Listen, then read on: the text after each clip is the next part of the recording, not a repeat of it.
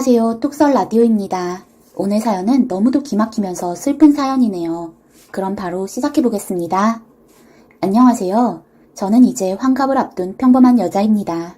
남들처럼 산다는 것이 참 쉬우면서도 어려운 일인 것 같은데 저에게는 평생 숙제였네요. 특히 남들처럼 가정 이뤄 사는 것이 저의 소원이었네요. 저는 어렸을 적 부유한 아버지 밑에서 남부러울 것 없이 자랐답니다. 제가 사는 곳은 서울과 좀 떨어진 지방이었는데 아버지는 그 지방에서 땅을 많이 갖고 있고 사업도 하는 유지였어요. 저는 언니 하나와 오빠 하나가 있는 막내딸이었답니다. 제가 늦둥이라 저희 엄마 아버지께서 저를 정말 예뻐하셨어요. 아버지는 딸들도 가르쳐야 한다면서 저희 언니와 저를 대학까지 다 보내주셨답니다. 그렇지만 대학 졸업 후 사회생활을 하게 하진 않으셨고 그저 남편 잘 만나서 남편 밑에서 편하게 사는 게 최고라는 말씀을 많이 하셨어요. 저도 그때는 결혼해서 평범하게 사는 것이 최고라는 생각이었죠. 그래서 엄마 아버지께서 중매하시는 자리에 나가서 선을 많이 보았답니다. 몇 번 중매를 하다 보니 생각보다 별로인 남자가 나올 때도 있고 생각이 잘 맞고 괜찮은 남자가 나올 때도 있었는데 다 인연이 되진 않았었지요. 몇 번 중매를 나가다가 그 남자를 만나게 되었어요. 그 남자도 제법 괜찮은 집안에서 대학까지 졸업한 사람이었고 아버지 재산을 물려받아 사업을 할 것이라고 하더군요. 저랑 그 사람은 가정 환경도 잘 맞고 생각도 통하는 점이 많아서 결혼을 약속하게 되었답니다. 결혼을 하려 하니까 저희 엄마 아버지께서는 딸 기죽을까봐 혼수를 바리바리 해줘 보내셨어요. 결혼식장도 호화로운 곳에서 식을 올렸지요. 그때까지만 해도 제 인생이 꽃길만 있을 줄 알았는데 인생 참 뜻대로 되지가 않더군요. 그 남자는 아주 망나니 같은 사람이었답니다. 집안 재산을 믿고 아무 일도 안 하려 들고 술만 마시는 사람이었지요. 그런 본성을 알게 된 건 결혼하고 얼마 안 돼서였답니다. 그러나 이미 한 결혼 물릴 수도 없고 그 사람 내가 고쳐서 써야지 생각을 했는데 그게 쉽게 고쳐지지가 않더라고요. 제가 아들을 낳고 그 사람은 가장이자 아버지가 되었는데도 늘 술 타령만 하고 밖에 나가서 여자들을 끼고 놀고 아버지 재산을 야금야금 써댔어요. 제가 뭐라고 한마디라도 하려고 하면 윽박 지르면서 집에서 살림하는 여자가 뭘 아느냐고 호통을 쳐대기 일쑤였지요. 시댁에서도 자기 아들 망나니인 거 알고 있어서 저한테 눈치를 보시곤 했어요. 저는 갈수록 속이 새까맣게 타들어갔답니다. 하지만 남편이 사람 되기만 바라면서 쓴소리 하는 것도 하루 이틀이었지요. 저는 어느 순간 저 사람은 아니구나. 평생 저렇게 살다 결국 망하겠구나 생각이 들더라고요. 그래서 아들이 7살 때 큰 결심을 하고 단호히 이혼을 했답니다. 저희 친정에서도 사위가 얼마나 망나니인 줄 알고 있기 때문에 제 이혼을 반대하시지 않았습니다. 결국 저는 아이를 데리고 친정으로 돌아오게 되었지요. 잔뜩 어깨가 처져서 온 저를 친정아버지께서는 두 팔 벌려 반겨주셨습니다. 얼마나 고생이 많았냐.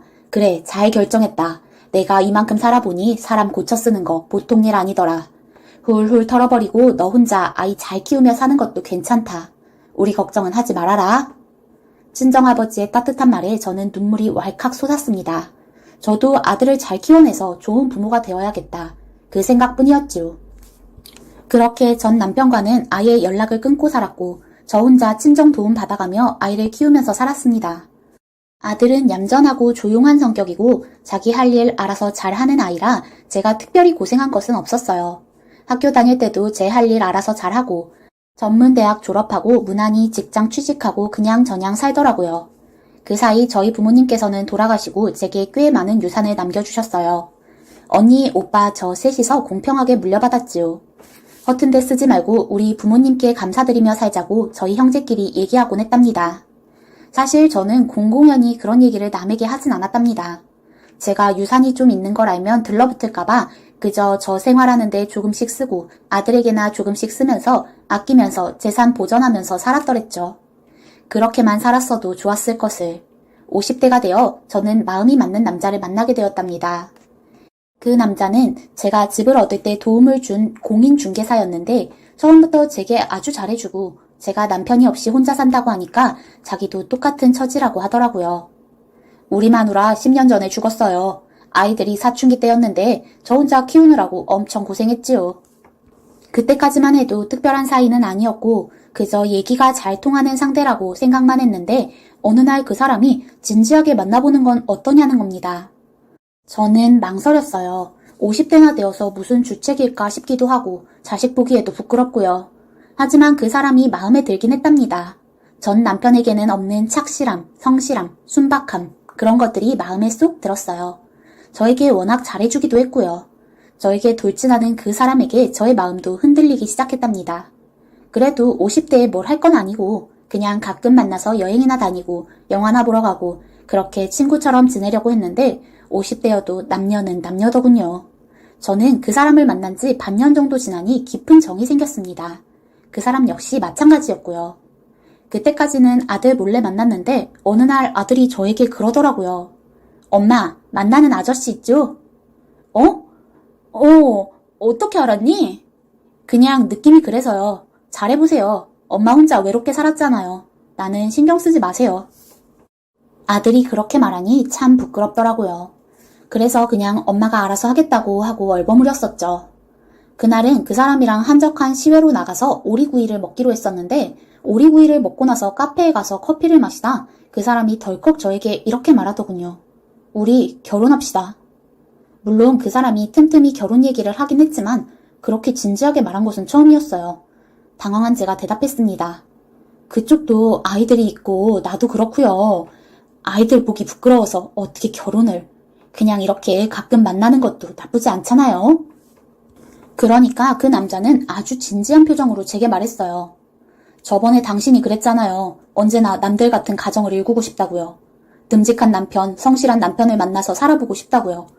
내가 그 남자가 되어주고 싶어요. 자식들도 다 컸고 내가 약간 모아둔 돈도 있고 이제 우리 누구 눈치 보면서 살 거 있어요? 우리 마음이 통했는데 한번 같이 살아봅시다.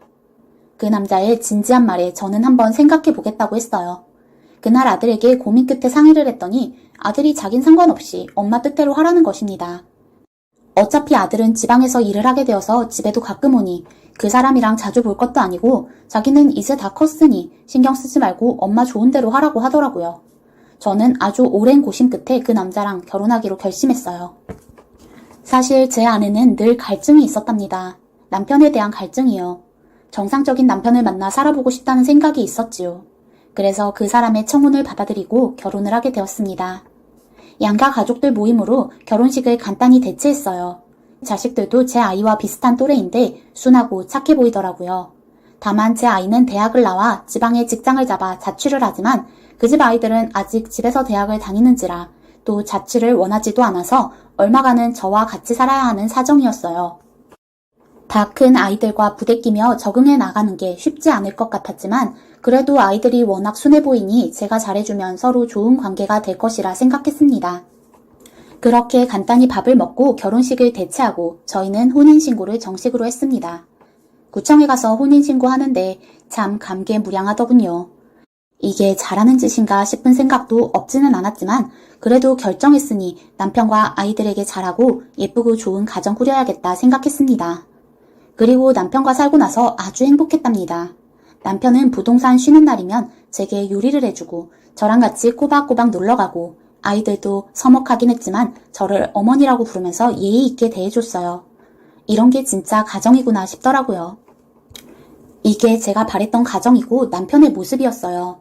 저희 아들도 주말이면 집에 와서 저랑 같이 시간을 보내고 형제들과도 알아가는 시간을 보냈답니다.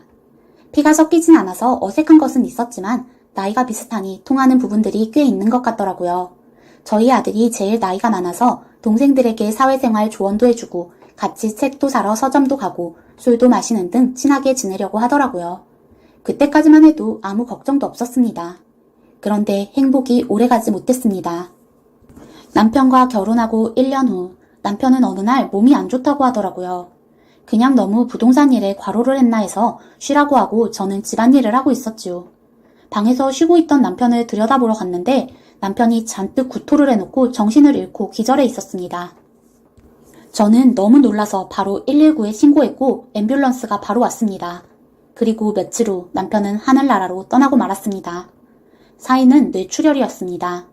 처음에 어지럽다고 했을 때 바로 병원에 갔다면 어쩌면 살 수도 있었을 텐데 그저 과로겠지 쉬라고 했던 저의 무지를 원망하고 또 원망했답니다. 하지만 자책하고 또 자책해봤자 이미 떠난 남편은 돌아오지 않았지요. 자식들도 하염없이 울면서 아버지를 불러댔지요. 얼마나 슬프겠어요. 어린 나이에 엄마 아버지를 다 잃었으니 말입니다. 그런 아이들을 보면서 저는 제가 마음을 잘 다잡아야겠다. 아이들을 제가 책임지고 잘 돌봐주어야겠다 생각을 하면서도 제 마음이 무너지는 것은 어쩔 수가 없더라고요. 남편의 자식들, 제 아들이 저를 많이 위로해줬음에도 그 슬픔은 가라앉지 않았고 어느 날은 하염없이 꿈을 꾸다가 울면서 깨어나기도 하고 불면증에 시달리기도 했습니다. 남편이 떠난 후 살이 10kg나 빠졌어요. 힘이 하나도 없고 죽고 싶은 생각만 들었어요. 그러나 제 자식도 있고 남겨진 남편의 아이들도 있고 이대로 죽을 수는 없었습니다. 지친 몸을 이끌고 정신과에 가서 상담을 받았어요. 정신과 의사가 제가 많이 몸이 약해졌다면서 일단 수면제와 신경안정제를 처방해 주었답니다. 그 약을 먹으면서 간신히 잠을 자고 기운을 좀 낼 수 있었어요. 걱정하는 자식들에게도 말했지요.